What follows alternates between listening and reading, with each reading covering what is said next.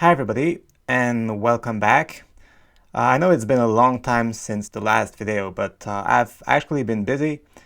I went back to France to visit my family, but every time I had a little bit of downtime, I tried to work on the app, and little by little I ended up converting the whole thing into React. So every Blaze template now has an equivalent React component, which I'm pretty excited about. Almost time to make the big switch and deploy to production. But before I talk more about that, today I want to talk about component level subscriptions.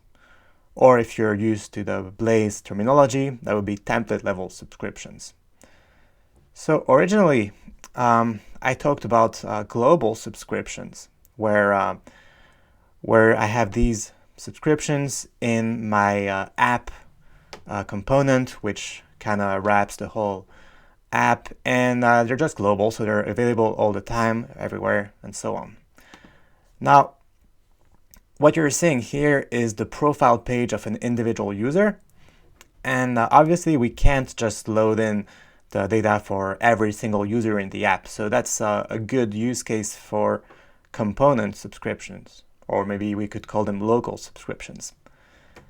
So in other words, what I want to do is when someone accesses this URL, which by the way is only available for admins, when someone accesses this URL, load the profile info and the purchase info.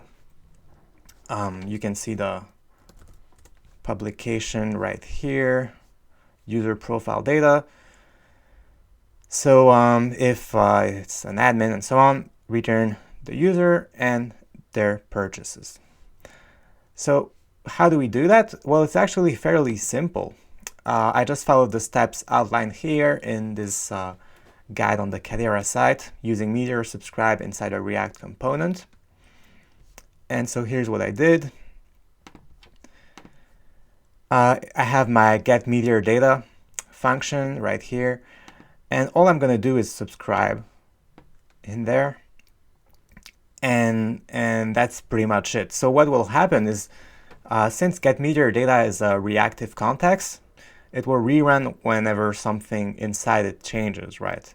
So when this changes, when the subscription, the meteor.subscribe call is ready, this will rerun and the value of purchases here will change, right? Originally, if the purchase that we're interested in isn't loaded in memory on the client, this will just return empty. And once it's loaded, it will return the actual purchases. So we can use that to manage our loading state as well. So there's a bunch of other checks, but the one that's interesting to us is this one.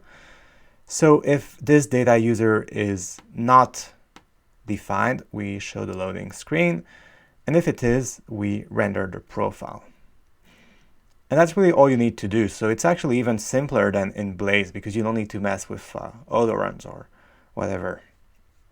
And one more thing we can do if we want to keep things clean is stop the subscriptions once we leave the component, once we leave the route. And to do that, we store a reference to the subscription on the component object on this. And then on the component with unmount callback, we just stop. So this will run when the component unmount, in other words, is destroyed or, not used anymore in the browser. And we can even double check that this is working accordingly. So if I open my console here, I can look at how many purchases are loaded, and there's 2.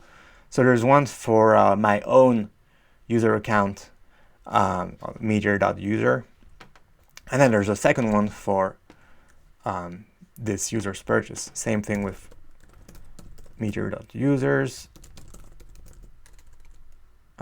Fetch 2 users, and now if I leave the route, 1 user and 1 purchase. So the subscription was stopped. So there you go. It's fairly simple, fairly painless, and that's how you do component level subscriptions in React.